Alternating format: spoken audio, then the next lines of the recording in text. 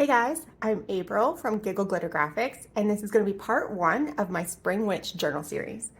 I'm going out of my comfort zone today. I'm going to get out the sewing machine. I'm not going to sew on camera because last time I used it, 6 years ago, it took forever just to thread the machine. So I'd like to get used to it again, and then maybe I'll see about setting up camera angles so that I can record the actual sewing process.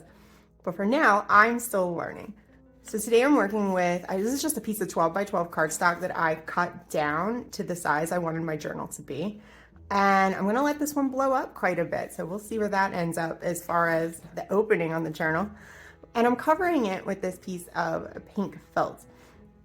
The felt was just way too pink for me. I put it together. I was like, oh, pink and green, spring, that's great. But it was just very, very pink. So I got a doily and put over top of it and spritzed the whole thing with some gold paint mixed with water. And that gave me this real pretty stained look. It didn't really stay metallic on the fabric. There's a tiny bit of sparkle in there, but I don't mind too much. It has kind of a stained look and I like how this turned out. So I'm going to attach this. I'm going to go on my own, attach this fabric with some clips or something to this cardstock, and then I'm just going to sew around the edges to get this on the outside. I'll trim it up and I'll be right back. I did it. There was a moment where it told me to raise the pressure foot and I flipped the wrong lever and the pressure foot just fell off. But I got past it, got the machine threaded, and got my fabric sewn onto my cardstock. So I used, I'm not sure if you'll be able to see it very well, I used a bright green thread and just a straight stitch. I didn't feel like getting crazy today on the outside. And the inside, it's kind of a pinky corally color just to have a little contrast. I'm not sure how much of the stitching you will see on the inside. I'm gonna kind of play with some ideas, but I managed to sew two things together and I'm pretty proud of myself. So I've put a few things together already. I didn't want to spend time sewing a signature together on camera today. I put together a variety of papers. I've stitched some of the edges just to go with our new sewing theme today. I used different colored threads on each side, and I'm going to flip through real quick and show you what I've selected. I think I've got 8 or 9 pages in this, and I'll explain why this is white on the outside in a minute. But I did a combination of the Spring Witch journal pages and some hand-dyed paper that I dyed with food coloring. This one was done with a copper color. It kind of separated out into browns and pinks. I thought that was pretty cool. Got more pages. These are all in the Spring Witch journal kit. Some more dyed paper. I went over this one with ink on this side because it didn't get a lot of dye on that side, but on this one we got a lot of kind of greens and pinks showing through on that. Let's flip through real quick. And I got one more piece of handmade paper in the middle, and this was a vertical piece and I folded the end up to make a pocket, and you can see I've left my little bow where I did a 3-hole pamphlet stitch on this. So that's all ready to go. This is all together, and let me 1, 2, 3, 4, 5. Oh, some of these are sticking together. 2, 3, 4, 5, 6, 7, 8. So there are 8 in here, but I have some ideas to kind of tack on. I've got this little flap here where I can add some things in if I want, or I can get clever in other places if I want to add some more layering in. We'll see how big this starts to get. So before I put the signature into the journal, I am gonna just commit to this. I can't stop thinking about putting this envelope. This is one of my favorite pieces from the ephemera part of the kit. I love the idea of having this envelope right on the front and it'll flip up. I'm not sure what else I'd like to do under here, but I love the idea of it flipping up and there can be little notes or something like that in there. So I think I'm gonna go ahead and commit to that. I'm just gonna grab my glue stick. I'm not sure I have a piece of scrap paper here. I need to glue this envelope closed really quickly, so we'll throw a little glue on the tabs. I inked the edges of this in a brown, what did I do today? Walnut stain is what I did today. There we go. Put that together. gotten it everywhere. And I'm gonna put glue. This is more of the ink on the inside. I didn't print the back side of it. I'm going to just glue the whole tab.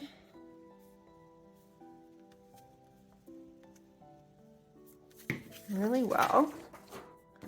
And then position this so that this comes right over the top.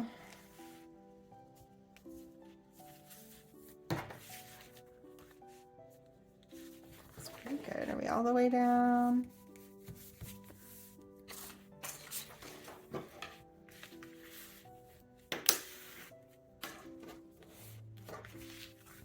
So now that flips up. I really like that.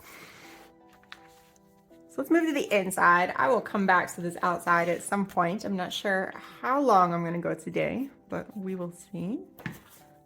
And I'm doing a little bit of a hidden spine today. So instead of seeing the stitching and going all the way through the whole cover to the outside, I'm gonna glue down this outside page right like that, so that it's attached to the inside, that green cardstock. And let's see if I can manage to do this without causing a big mess. Protect all of our other pages. I did ink around the outside of this page that I'm putting the glue on. It's a little bit of brown. I did not ink all of my papers. I don't always like to, and I find that it's not that hard to come back and do it later when I've decided what color I want. That kind of goes with everything else. All right, let's do one side at a time. I'm just gonna try to center that up. Let's see if this works. There we go. And I didn't glue like right in the spine. I wanted to give it a little bit of kind of flex room. We'll see how that, if that is a pro or a con. But I've never done anything like this before. It was just an idea and I decided to run with it. I was overthinking a lot today and I decided, well, you should just start gluing some things and see what happens, because that's the only way you're gonna get anything done. All right, so I did end up making sure this was very flat whenever I put it in. At first I was trying to kind of fold it up and sandwich it, but I had to kind of peel things off and redo it.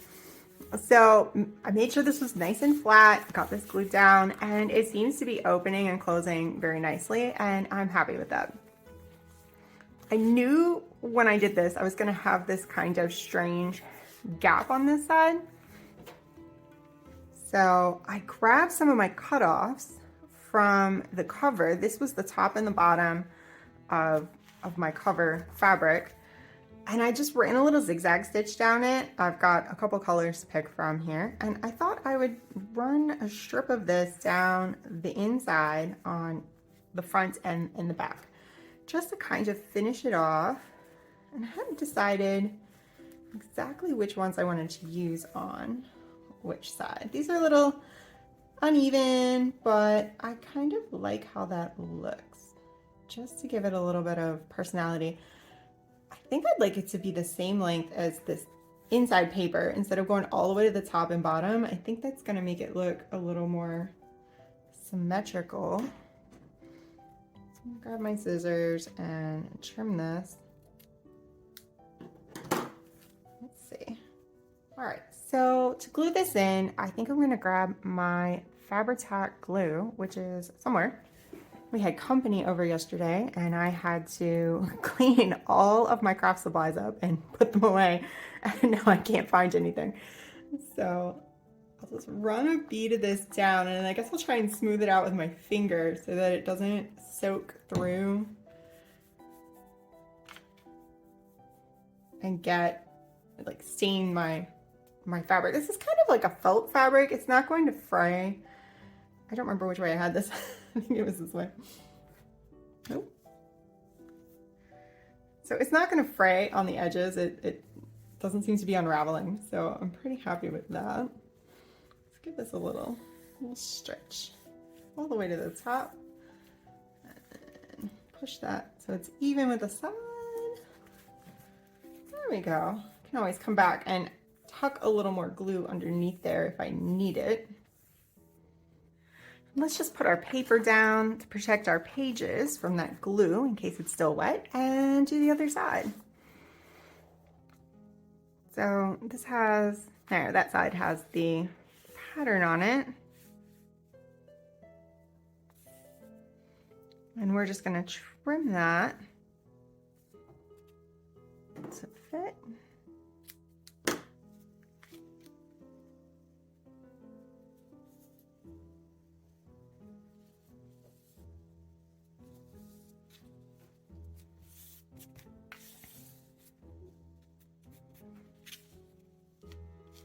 And that one didn't work quite as well. It was either leave a gap on this side or leave a gap over here. Maybe I should leave the gap on the inside and I can cover that with some sort of decoration or just live with it. Let's do that. Maybe I can stick something over that. But I like how that looks. So I think I'd like to work on this a little more today. And I came up with the idea of doing a pocket or even a double pocket on the front. I grabbed this scrap of green fabric. I really like the texture on it. Let me see if I can let you see a close-up of that. It's kind of a diamond pattern. And I like how it picked up the greens in my envelope. And on top of that, I wanted to put these little apothecary drawers from the Spring Witch kit. And I want to put it right on top of there, but I'm wondering if I am skilled enough to do some stitching all around the outside. So I'm going to go try and do that, to try to stitch the drawers to the fabric, and then I can glue this fabric down on the front if I'm successful. So let me go try that. If I mess it up, I'll just print another one and cut it out, and we'll come up with a plan B. All right, so that went okay. I had a little trouble getting my stitching exactly where I wanted it, but I clipped these two pieces together with this little binder clip just to hold them because I didn't have any glue or anything. But now I've got a little pocket. I didn't back up over my stitches, but I'm hoping that I'll trim those, and when I glue on the back, that'll kind of hold that stitching in place, because so far when I've backed up, I've ended up with like big lumpy spots, and I don't know how to make that look nicer. And since this is my cover, I wanted to make it as nice as I could. If any of you have any tips for how to make things look a little neater, let me know. Comment down below. Give me your sewing machine tips. Otherwise, I'm just going to keep floundering along until I get it figured out.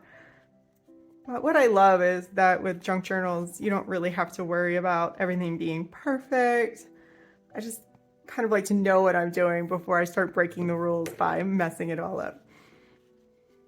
All right, so I want this to be a double pocket. So pocket here, and then the fabric is also a pocket.